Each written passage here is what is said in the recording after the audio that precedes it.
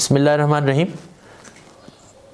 عزیز حاضرین و ناظرین، اس نشست میں ہم یہ سمجھنے کی کوشش کریں گے کہ اسلامی فکر کے تحت اسلامی نظریہ حیات کا خاکہ کیا بنتا ہے. پوری زندگی انسان کی اور یہ کائنات جس میں انسان زندگی گزار رہا ہے، اس کے بارے میں قرآن و سنت کا نقطہ نظر کیا ہے.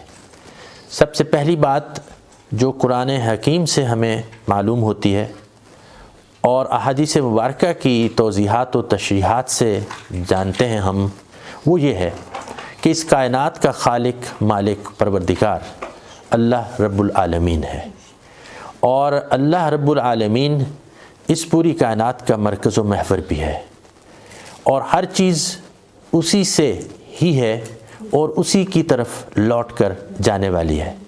قرآن حکیم کی سب سے پہلی سورہ جو ہم نماز کے ہر رکعت میں دہراتے ہیں وہ سورۃ الفاتحہ ہے، اور اسلامی فکر اور اسلامی نظریہ حیات کا افتتاح بھی اسی سورۃ الفاتحہ سے ہوتا ہے، جہاں یہ بتایا گیا ہے کہ بسم اللہ الرحمن الرحیم الحمدللہ رب العالمین. تمام تعریفیں اس اللہ کے لیے ہیں جو کہ تمام جہانوں کا خالق بھی ہے، پروردگار بھی ہے اور مالک و آقا بھی ہے.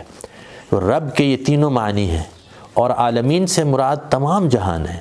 وہ یہ دنیا جو ہمیں نظر آتی ہے، وہ آسمان و زمین جس کے ساتھ ہم وابستہ ہیں، اور وہ کائنات جس کے مختلف حصوں میں کئی عالم ہیں. کہیں عالم نباتات ہے، کہیں عالم حیوانات ہے، کہیں جنات ہیں، کہیں فرشتے ہیں، اور کہیں زمانی اعتبار سے عالم ہے، کوئی آج کا اور کوئی کل کا، کوئی ماضی اور کوئی مستقبل.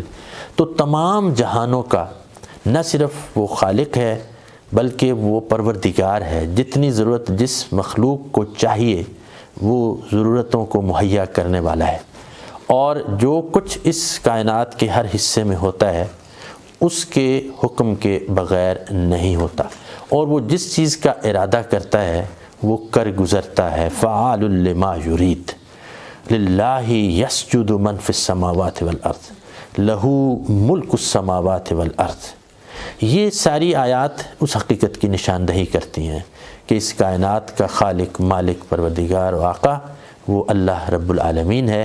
یہ اسلامی فکر اور اسلامی ورلڈ ویو کا پہلا نقطہ ہے. دوسرا نقطہ اس کائنات کی تخلیق سے متعلق اور اس کائنات کے بامقصد ہونے سے متعلق قرآن میں کئی جگہ پر ذکر کیا گیا کہ کائنات اللہ نے ایک ارادے کے ساتھ ایک بامقصد تخلیق کی صورت میں پیدا کی ہے، اور اس کے لیے ایک مدت مقرر ہے، اور اس مدت مقررہ میں انسان کی زندگی ایک آزمائش کی گھڑی ہے. اور وہ آزمائش کی گھڑی جب سے انسان جنت میں پیدا ہونے کے بعد رہا اور اس کے بعد زمین پر آباد ہوا تو کہا گیا کہ فیہا مستقر و متاع الی حین. یہ ایک خاص مدت تک کے لیے تمہیں ٹھہرنے کی جگہ دی جا رہی ہے، اور تمہارے لیے اس میں وسائل ہیں، سورسز آف لائف ہیں، متاع، اور ایک خاص مدت ہے کہ جب تمہیں واپس لوٹ کر آنا ہے.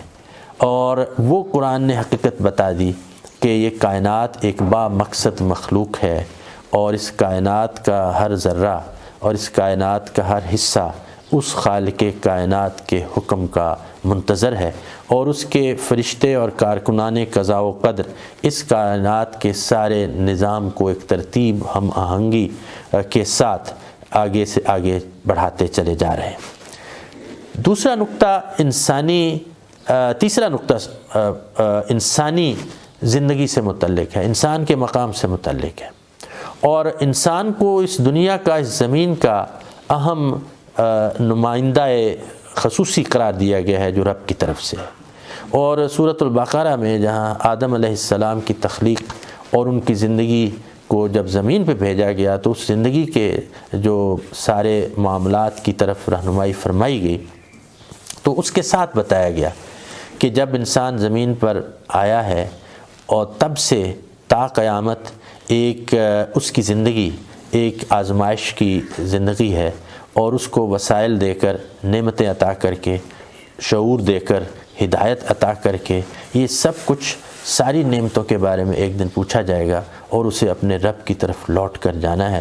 ثم لتسألن یومئذ عن النعیم. اس دن ہر ایک نعمت کے بارے میں انسان سے سوال ہونا ہے.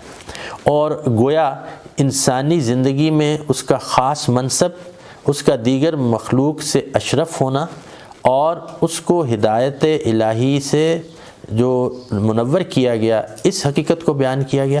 اور انسان کو زندگی میں جو مہلت عمل عطا ہوئی اس کے بارے میں فرمایا گیا.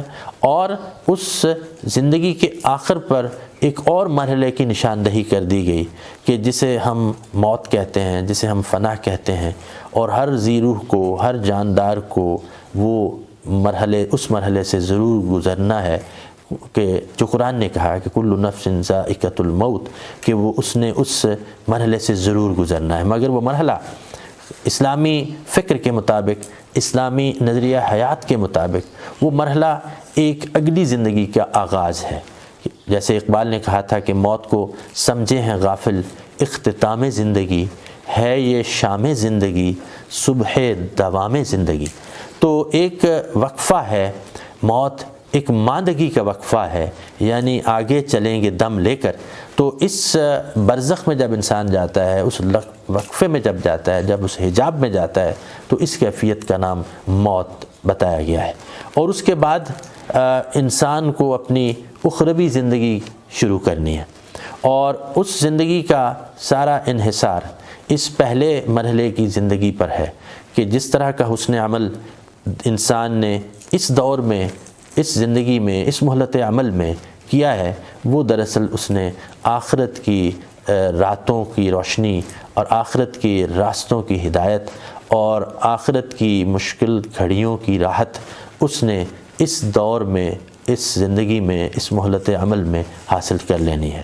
یہ اسلامی نقطہ نظر یا اسلامی نظریہ حیات کا وہ خاکہ ہے جو قرآن و حدیث سے، قرآن و سیرت سے، قرآن و سنت سے ہمارے سامنے آتا ہے.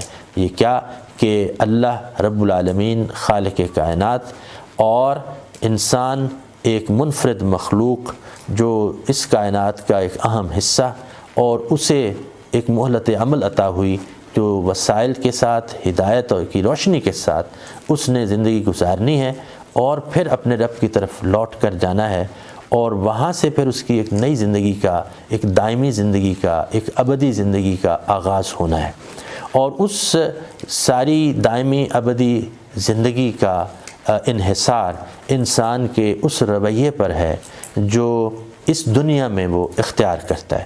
اور انسانی رویہ کچھ بھی ہو، وہ دراصل اس کی فکر کی، شعور کی اور نظریہ حیات کی بدولت ہی ترتیب پاتا ہے.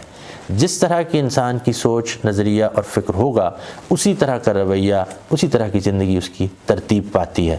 اور اگر وہ اسلامی فکر کے مطابق اپنی زندگی ترتیب اور تشکیل میں لے آتا ہے تو پھر وہ مہذب اور مطلوب انسان بنتا ہے جو اس دنیا میں بھی کامیاب اور اگلی دنیا میں بھی کامیاب ہو سکتا ہے.